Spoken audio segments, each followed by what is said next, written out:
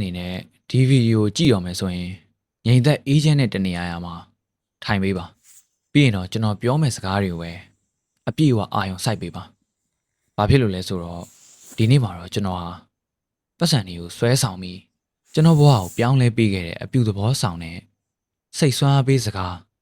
affirmation အချို့ကိုမျှဝေပေးသွားမှာမို့လို့ပါဟုတ်ပါတယ်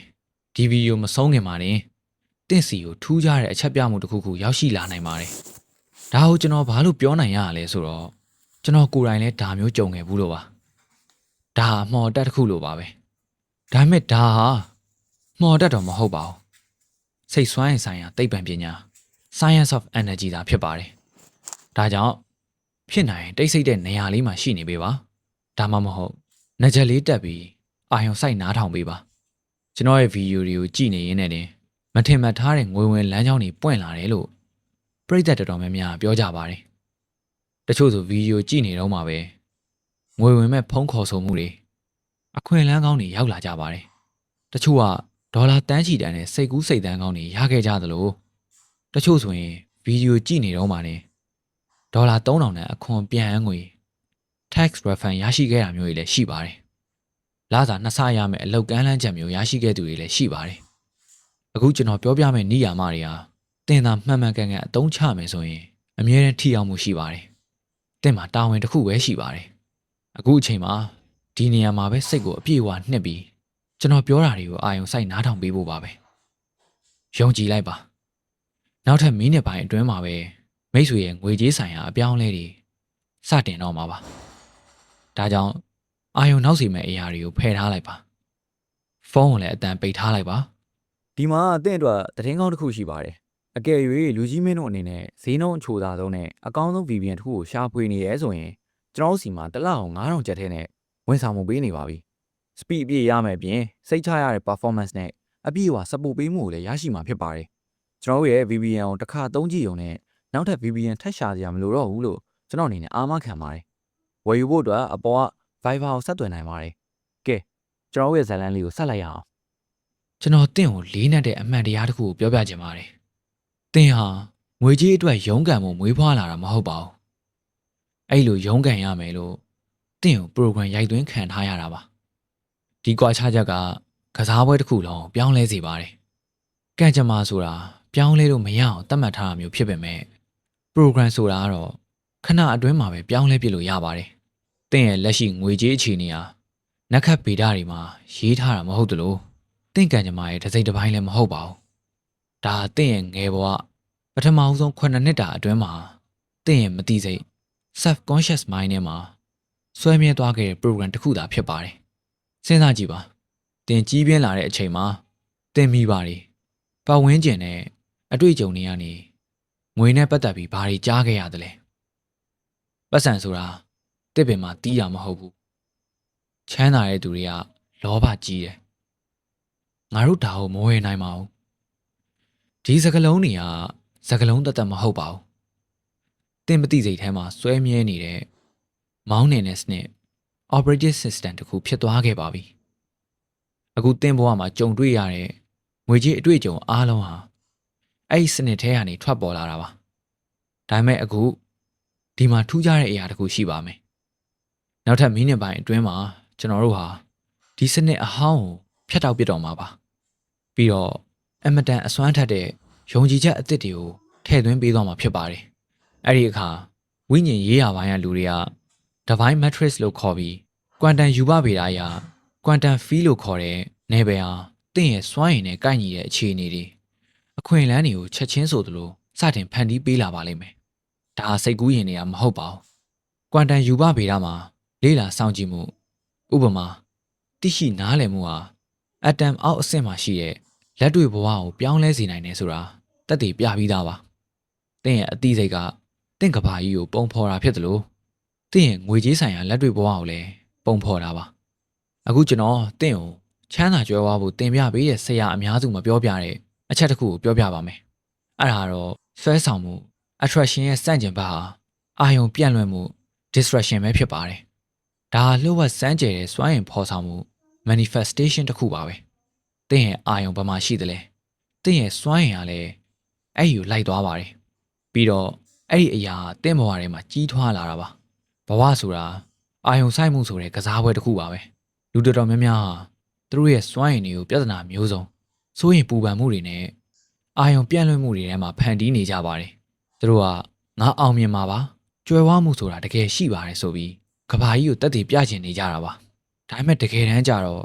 တင်ဟာတင့်ကိုတင်ယုံကြည်အောင်ပဲလုပ်ဖို့လိုအပ်တာပါတင့်မှာပန်းနိုင်တစ်ခုရဲ့အပေါ်ထားရှိရဲ့ပြတ်သားတဲ့စွမ်းရည်နဲ့ဆွဲလန်းမှုရှိတဲ့အာယုံဆိုင်မှုမျိုးလိုအပ်ပါတယ်အခုနောက်ထပ်မိနစ်ပိုင်းလောက်မှာတင်ဟာချမ်းသာကြွယ်ဝနေပြီးသားဖြစ်တယ်ဆိုတာကိုအပြည့်အဝအာယုံစိုက်ပေးစီခြင်းပါတယ်ဒါကိုပဲစဉ်းစားကြည့်ပါဟုတ်ပါတယ်အားလုံးကပြည့်စုံနေပြီးသားပါတင်ဟာချမ်းသာတဲ့သူတစ်ယောက်ပါပေးစရာရှိတဲ့ရေဘိုးမီးဘိုး base တွေအကြောင်းကိုမစဉ်းစားပါနဲ့တင့်ဘဏ်အကောင့်တွေကလက်ရှိလက်ကျန်ငွေကိုမကြည့်ပါနဲ့အတိတ်ကကြာရှုံးမှုတွေကိုလည်းမေ့ထားလိုက်ပါအဲ့ဒီအရာတွေကတင့်ကိုလက်ရှိဘဝထဲမှာပိတ်မိနေအောင်လှုပ်ထားတဲ့အာယုံပြန့်လွင့်စရာတွေသာဖြစ်ပါတယ်အခုကျွန်တော်တို့ဟာတင့်ရဲ့မသိစိတ် subconscious mind နဲ့ဓာတ်ရိုက်စကားပြောနိုင်မှုသိပ္ပံနည်းကြပြင်ဆင်ထားပြီးအပြုသဘောဆောင်တဲ့စိတ်ဆွမ်းအားပေးစကားစု affirmation တွေကိုအသုံးပြုသွားမှာပါတင့်ရဲ့ငွေကြေးဆိုင်ရာပုံစံကွက် financial blueprint ဟာဒီနေရာမှာပဲပုံအောင်နေရဖြစ်ပြီးဒီနေ့မှာတော့အဲ့ဒါကိုကျွန်တော်တို့ program အသစ်ပြန်ရေးဆွဲကြပါမယ်ဒါတွေကကြုံရကြပန်းပြောတဲ့အပြုသဘောဆောင်တဲ့စကားသက်သက်မဟုတ်ပါဘူးစိတ်ဆွမ်းအားပေးစကားစုတစ်ခုချင်းစီဟာတင့်ရဲ့တုန်ခါမှု vibration နဲ့ကြွယ်ဝမှုကြိမ်တုံ frequency တို့အပြည့်အဝထပ်တူကြစေဖို့နှစ်ပေါင်းများစွာသူတေသနာပြုပြီးမှဖန်တီးထားတာပါတင်ဟာဒီစကားလုံးတွေကိုစိတ်ပါလက်ပါနဲ့ခိုင်ခိုင်မာမာယုံကြည်ပြီးထပ်တလဲလဲရွတ်ဆိုမယ်ဆိုရင်တင့်ပတ်ဝန်းကျင်ဟာလျှက်စစ်တန်လိုက်ဆက်ကွင်း electromagnetic field နဲ့တင့်ရဲ့မသိစိတ်ကိုပါပြောင်းလဲပြစ်မှာပါဒီအကြောင်းကိုဆက်မပြောခင်အခုလိုတန်မိုးရှိရဲ့ငွေကြေးဆိုင်ရာဘူးတုဒတွေကိုအမြဲတမ်းတင်ဆက်ပေးနေတဲ့ကျွန်တော်တို့ရဲ့ Money Power မြန်မာ channel လေးကို like and subscribe လုပ်ထားပေးဖို့မမေ့ပါနဲ့ဒါဆိုရင်ဆက်ပြောလိုက်အောင်အာယုံကြောသိပ္ပံ neuroscience အရာအကျဉ်းချင်းပြုလုပ်ခြင်းဟာအုံနောက်ထဲမှာအာယုံကြောလမ်းကြောင်းအသစ်တွေကိုဖန်တီးပေးတယ်လို့ဆိုပါတယ်ဒီစိတ်ဆွမ်းအားပေးစကားစုတွေကကြွယ်ဝမှုဆိုင်ရာစိတ်နေစိတ်ထား wealth mindset အသစ်တစ်ခုကိုဖန်တီးပေးမှာဖြစ်ပြီးအဲ့ဒါနောက်ပိုင်းမှာတင့်ရဲ့ပင်ကိုအတွေးခေါ်ဖြစ်လာပါလိမ့်မယ်ငွေကြေးကိုအလိုလိုဆွဲဆောင်နိုင်တဲ့သူတွေမှာထူးခြားတဲ့စိတ်နေစိတ်ထားရှိပါတယ်အဲ့ဒီစိတ်နေစိတ်ထားကိုအခုတင့်ထဲမှာထည့်သွင်းပေးတော့မှာပါကဲအခုမျက်စိလေးမှိတ်ထားလိုက်ပါကျွန်တော်ပြောတာကိုနားထောင်ပြီးလိုက်လုပ်ပေးပါမျက်စိလေးမှိတ်ထားပါအသက်ကိုခက်ပြင်းပြင်းတစ်ချက်ရှူသွင်းလိုက်ပါပြီးရင်ဖြည်းဖြည်းချင်းပြန်ထုတ်လိုက်ပါအခုတင့်စိတ်ဟာတည်ငြိမ်ပြီးဒီနေရာမှာပဲရှိနေတယ်ဆိုတာကိုခံစားကြည့်ပါအခုကျွန်တော်အစွမ်းထက်တဲ့ငွေကြေးဆိုင်ရာစိတ်ဆွမ်းအားပေးစကားစုတွေကိုပြောပါမယ်ကျွန်တော်ပြောတာကိုနားထောင်ရုံနဲ့မကပဲတင့်ဘဝထဲမှာတကယ်ဖြစ်နေရလို့ခံစားပေးပါပုံဖော်ကြည့်ပါစိတ်ကူးကြည့်ပါတင့်စီမှာအခုတကယ်ဖြစ်ပျက်နေသလိုမျိုးခံစားကြည့်ပါတင့်ရဲ့ကြွယ်ဝမှုဟာအခုပဲစတင်လိုက်ပါပြီငါဟာငွေကြေးအရလုံးဝလွတ်လပ်သူဖြစ်ပြီးမကုန်ခန်းနိုင်တဲ့ငွေကြေးအမြောက်များကိုပိုင်ဆိုင်ထားတယ်ငွေတွေဟာနီးလန်းပေါင်းစုံကနေငါစီကိုအစင်ရစိုက်စီးဝင်လာနေတယ်ငါရဲ့ဘဏ်အကောင့်ဟာနေ့စဉ်နဲ့မျှအာယုံစိုက်စရာမလိုပဲတိုးပွားနေတယ်ငါဟာအကန့်အသတ်မရှိတဲ့ကြွယ်ဝမှုနဲ့ထိုက်တန်သူဖြစ်ပြီးအဲ့ဒါကိုအခုပဲလက်ခံရရှိနေပြီငါဟာအစွမ်းတတ်တဲ့ပတ်စံဆွဲဆောင်တဲ့တန်လိုက်တစ်ခုပဲငါရဲ့စွမ်းရည်ဟာအဆုံးမဲ့ကြွယ်ဝမှုနဲ့အပြည့်အဝထပ်တူကျနေတယ်ငွေတွေဟာငါစီထင်မှတ်ထားတဲ့နီးလန်းနဲ့ရောမထင်မှတ်ထားတဲ့နီးလန်းတွေနဲ့ရောရောက်လာတယ်ငါလိုချင်သလောက်ငွေတွေကိုအာယုံစိုက်စရာမလိုပဲရရှိနေတယ်ငါစီမှာရှိနေပြီးသားငွေကြေးကြွယ်ဝမှုတွေအတွက်နက်နက်ရှိုင်းရှိုင်းကျေးဇူးတင်ပါတယ်ငါဟာနေ့စဉ်နေ့တိုင်းအတိုင်းအဆမရှိတဲ့ငွေကြေးတွေကိုရရှိနေတယ်ငါဝါသနာပါရာကိုလောက်ကင်ပြီးအဲ့ဒီကနေဝင်ငွေအများကြီးရနေတယ်ငါရဲ့ကြွယ်ဝမှုဟာငါဖြစ်ချင်တဲ့အတိုင်းနေထိုင်နိုင်မှုလွတ်လပ်မှုကိုပေးတယ်ငွေကြေးလွတ်လပ်ခွင့်ဆိုတာငါရဲ့မွေးရပါအခွင့်အရေးပဲငါရဲ့ဝင်ငွေတွေဟာအာယုံစိုက်เสียရမလို့ပဲအစာပေါင်းများစွာတိုးပွားနေတယ်ငါသုံးဆွဲလိုက်တဲ့ငွေတိုင်းရဲ့အစာပေါင်းများစွာဟာငါစီပြန်ရောက်လာတယ်ငါစီကိုဒေါ်လာတန်းချီတန်နဲ့အတွေးမြင်အသစ်နဲ့စိတ်ကူးကောင်းနေအမြဲဝင်လာနေတယ်ငါလက်နဲ့ထိသမျှအရာတိုင်းဟာရွှေဖြစ်တယ်ငါမှာတထေးတစ်ယောက်ရဲ့စိတ်နေစိတ်ထားမျိုးရှိတယ် ငါဟာကိုယ်အလိုရှိတာထက်ပိုပြီးတော့အမြဲတမ်းရတယ်အခုဒီအချိန်မှာတင်ငါစီကိုငွေအစုလိုက်ပုံလိုက်ဝင်လာနေပြီငါလုံးသမျှကင်သမျှငွေကြေးဆိုင်ရာလုပ်ငန်းတိုင်းမှာအောင်မြင်မှုတွေရနေတယ်ကြွယ်ဝမှုတွေဟာငါစီကိုအားကောင်းတဲ့မြည်ရလားစီးဝင်လာနေတယ်ငါဟာဇိမ်ခံမှုတွေကြွယ်ဝမှုတွေပြည့်နှက်နေတဲ့ဘဝတစ်ခုကိုဖန်တီးနေတယ်စัจ java လာကြီးကငါ့ကိုအဆုံးမဲ့အရင်းမြစ်တွေနဲ့ကူညီပံ့ပိုးပေးနေတယ်ငါရဲ့ဝင်ငွေလမ်းကြောင်းတိုင်းဟာအစင်မပြတ်တိုးပွားနေတယ်ကြွယ်ဝမှုကိုဖန်တီးရတာဟာငါအတွက်သဘာဝကျပြီးလွဲကူတယ်ငါမှရှိတဲ့ကြွယ်ဝမှုတွေနဲ့တခြားသူတွေကိုလည်းကူညီနိုင်စွမ်းရှိတယ်ကဲအခုသင်မျက်စိကိုဖြည်းဖြည်းချင်းဖွင့်လိုက်ပါအခုလေးတင်သင်ခံစားလိုက်ရတဲ့အတွေ့အကြုံတွေဟာအင်မတန်အစွမ်းထပ်ပါတယ်သင်ဟာကြွယ်ဝမှုအပေါ်မှာပဲအာရုံစိုက်လိုက်တာပါခဏတာအတွင်းမှာတင်အကန့်အသတ်တွေနဲ့ပြည့်နေတဲ့အပြင်လောကကြီးကိုသင်ခိတ္တခဏပိတ်ချထားနိုင်ခဲ့ပါတယ်ဒါကဘာပေါ်ကအချမ်းသာဆုံးပုံကိုယ်တွေလှုပ်ဆောင်လေးရှိတဲ့အရာပါသူတို့ဟာစိတ်ထဲမှာအရင်ဆုံးကြွယ်ဝအောင်နေထိုင်ကြပါတယ်အဲ့ဒီနောက်မှာအပြင်လောကမှာလက်တွေ့ဖြစ်လာတာပါအခုသင်လှုပ်လိုက်တဲ့အရာတွေဟာအဆင့်တိုင်းမှာအကျိုးသက်ရောက်မှုတွေရှိနေပါတယ်အာယုံရောအဆင့် neurological level မှာဆိုရင်သင်ရဲ့ကြွယ်ဝမှုဆိုင်ရာလမ်းကြောင်းတွေပြန်လည်ချိတ်ဆက်စတင်နေပါပြီ။ quantum အဆင့် level မှာဆိုရင်သင်ရဲ့တုံခါမှုကြိမ်နှုန်းဟာအောင်မြင်မှုနဲ့ထပ်တူကျသွားပါပြီ။ဝိညာဉ်ရေးရာအဆင့် spiritual level မှာဆိုရင်တော့သင်ဟာစัจ java လာကြီးရဲ့အဆုံးမဲ့ကြွယ်ဝမှုတွေနဲ့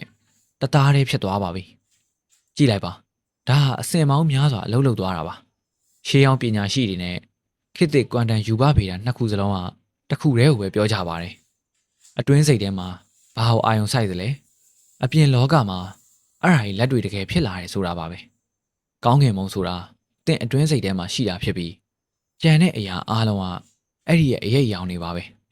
ဒါဟာကြပြဆန်ဆန်ပြောနေတာမဟုတ်ပါဘူးဒါဟာလက်တွေဘဝရဲ့မောင်းနေမှုစနစ် operating system ပါသင်ဟာတင့်စိတ်ထဲမှာကြွယ်ဝမှုကိုခံစားလိုက်ရပါပြီ